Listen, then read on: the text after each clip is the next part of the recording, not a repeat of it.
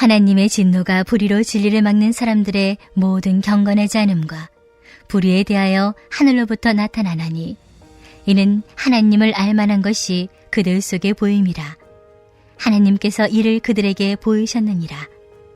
창세로부터 그의 보이지 아니하는 것들 곧 그의 영원하신 능력과 신성이 그가 만드신 만물에 분명히 보여 알려졌나니 그러므로 그들이 핑계하지 못할지니라. 하나님을 알되 하나님을 영어롭게도 아니하며 감사하지도 아니하고 오히려 그 생각이 허망하여지며 미련한 마음이 어두워졌나니 스스로 지혜 있다 하나 어리석게 되어 썩어지지 아니하는 하나님의 영광을 썩어질 사람과 새와 짐승과 기어다니는 동물 모양의 우상으로 바꿨느니라. 그러므로 하나님께서 그들을 마음의 정욕대로 더러움을 내버려 두사 그들의 몸을 서로 욕되게 하게 하셨으니 이는 그들이 하나님의 진리를 거짓 것으로 바꾸어 피조물을 조물주보다 더 경배하고 섬김이라. 주는 곧 영원히 찬송할 이시로다. 아멘. 이 때문에 하나님께서 그들을 부끄러운 욕심에 내버려 두셨으니 곧 그들의 여자들도 순리대로 쓸 것을 바꿔 영리로 쓰며 그와 같이 남자들도 순리대로 여자 쓰기를 버리고 서로 향하여 음욕이 부릴 듯하며 남자가 남자와 더불어 부끄러운 일을 행하여 그들의 그릇 때문에 상당한 보응을 그들 자신이 받았느니라. 또한 그들이 마음에 하나님 두기를 싫어하며 하나님께서 그들의 그 상실한 마음대로 내버려 두사 합당하지 못한 일을 하게 하셨으니 곧 모든 불의, 추악, 탐욕, 악의가 가득한 자요, 시기, 살인, 분쟁, 사기, 악독이 가득한 자요, 수군수군하는 자요, 비방하는 자요, 하나님께서 미워하시는 자요, 능욕하는 자요, 교만한 자요, 자랑하는 자요, 악을 도모하는 자요, 부모를 거역하는 자요, 우매한 자요, 배악하는 자요, 무정한 자요, 무자비한 자라. 그들이 이 같은 일을 행하는 자는 사형에 해당한다고 하나님께서 정하심을 알고도 자기들만 행할 뿐 아니라 또한 그런 일을 행하는 자들을 옳다 하느니라. 할렐루야. 우리와 함께 하시는 하나님을 찬양합니다. 오늘 우리가 함께 나눈 로마서 1장 18절에서 32절의 말씀은 앞선 구절들과는 다르게 갑작스러운 변화의 느낌을 줍니다.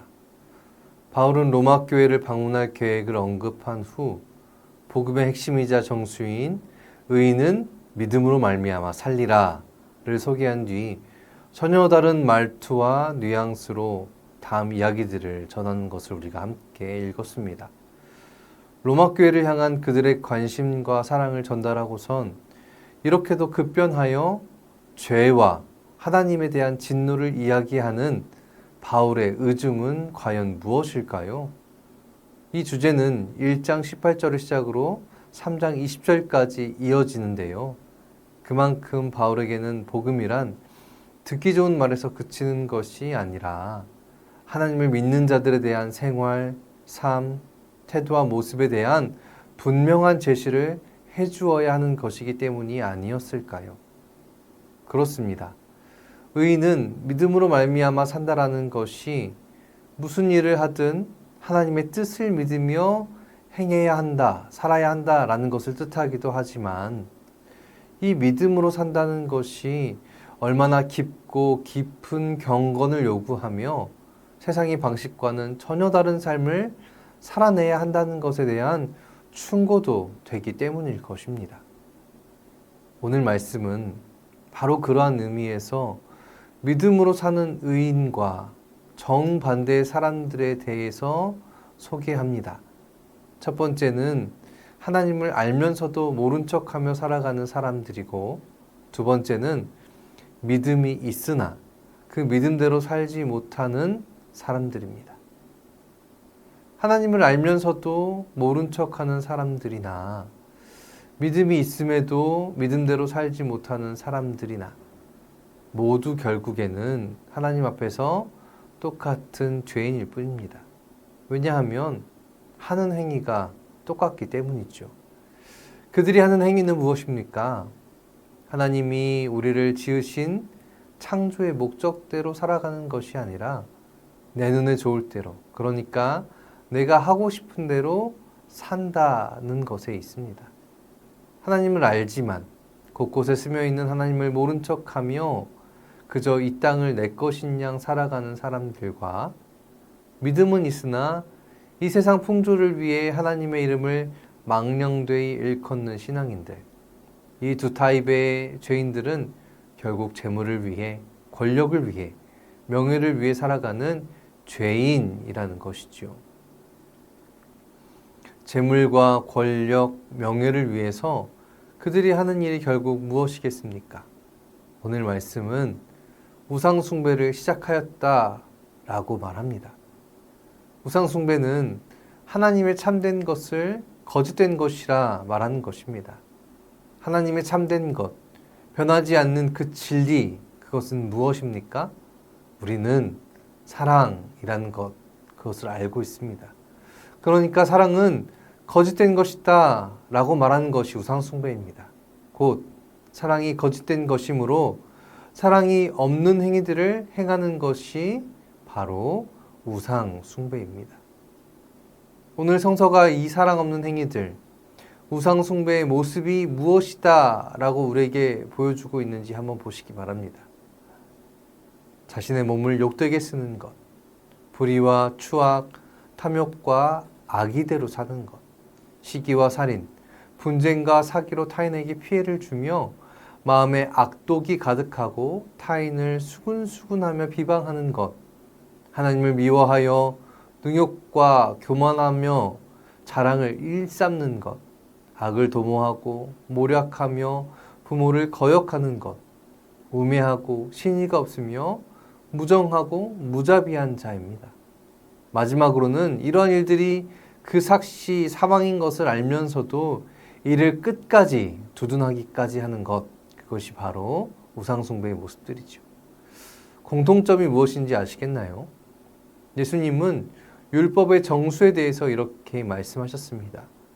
첫 번째는 하나님 사랑, 두 번째는 이웃 사랑이다. 네, 정확히 이 말씀에 반대되는 모습들입니다. 하나님을 사랑하여 그 뜻을 알고 그 뜻대로 살아가기를 소망하는 자, 이웃을 내 몸과 같이 사랑하여 이해하고 존중하며 환대하고 또 그 자의 편에 서려는 자와는 전혀 반대되는 모습들이지요. 앞서 말씀드렸던 것처럼 사랑이 전혀 없는 삶의 모습들입니다. 곧 바울은 로마 교회를 향하여 하나님의 진노가 이를진데 그 진노의 대상이 누구이냐? 바로 사랑 없는 자라고 말하고 있는 것입니다. 이 사랑 없는 자는 악에 빠진 자고 알면서도 행하지 않는 자고 하나님을 믿지만 그 사랑은 믿지 않는 자라고 바울은 이야기하고 있습니다. 바울은 스스로를 하나님의 복음을 위하여 택정함을 입은 자라고 소개합니다. 오늘 우리에게 주어진 본문을 토대로 본다면 바울이 말한 복음을 무엇이겠습니까? 하나님의 사랑이 온전히 드러나는 것, 하나님의 사랑을 온전히 살아내는 것, 그것이 바로 복음일 것입니다. 오늘 하나님이 우리에게 이 말씀을 주신 이유는 무엇이겠습니까? 스스로를 한번 점검해 보라는 것이겠지요. 하나님을 알면서도 하나님의 뜻대로 행하고 있지 않은지, 하나님을 믿으면서도 하나님의 사랑은 믿지 않고 있는 것은 아닌지, 곧 나는 사랑을 믿고 있으며 사랑을 행하고 있는 자인지 한번 되돌아보자 라는 것이 오늘 말씀이겠지요. 오늘 본문 말씀에 나온 사랑하지 않는 자의 모습은 아주 불의하고 악해 보이지만 사실 그 정도의 차이만 있을 뿐 실은 우리의 모습과 크게 다르지 않아 보입니다. 가족 공동체 안에서, 직장 공동체 안에서, 그리고 교회 공동체 안에서 나의 유익과 욕심 때문에 누군가를 사랑하기보단 정죄하고 판단하는 그 모습들이 바로 사랑하지 않는 자의 모습과 동일하기 때문이죠.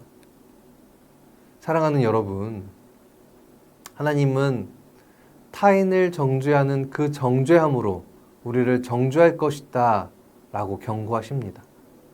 그러나 이를 뒤집어 본다면 타인을 사랑하면 그 사랑으로 하나님은 우리를 감싸 주실 것이다 라는 이야기가 됩니다. 바울은 오늘 본문을 통해 무섭게도 우리를 몰아붙이는 것 같지만 실은 그 엄중한 경고를 통해 우리가 더욱 힘써야 할 것이 죄를 짓지 않기 위해 노력하는 것이 아니라 더욱 하나님의 모습과 형상에 따라 서로 사랑하기를 힘쓰라 라고 말하는 것임을 다시 한번 마음속에 새기시기를 간절히 소망합니다. 여러분, 9월이 시작되었습니다. 이와 더불어 후반기의 사역도 함께 진행됩니다. 여러 가지 사역 가운데 행복 축제를 향하여 나아가는 우리의 이 시간들이 믿지 않는 자들을 향한 날선 비판과 정죄와 판단이 아니라 하나님이 우리를 사랑하시는 것처럼, 그리고 우리가 하나님을 사랑하는 그 마음으로 우리의 태신자들을 더욱 사랑하고 돌보며 그들을 위해 힘껏 애쓰는 시간들이 되어야 할 것입니다. 그것이 바로 사랑이죠. 이 세상이 변하고 모든 진리가 뒤바뀌어도 단 한 가지, 오직 사랑만은, 하나님의 사랑만은 변하지 않고 우리와 함께 할 것입니다. 이것을 믿고 사랑으로 나아가는 우리 모두가 되기를 마지막으로 주님의 이름으로 축원합니다. 이 시간 함께 기도할 텐데요.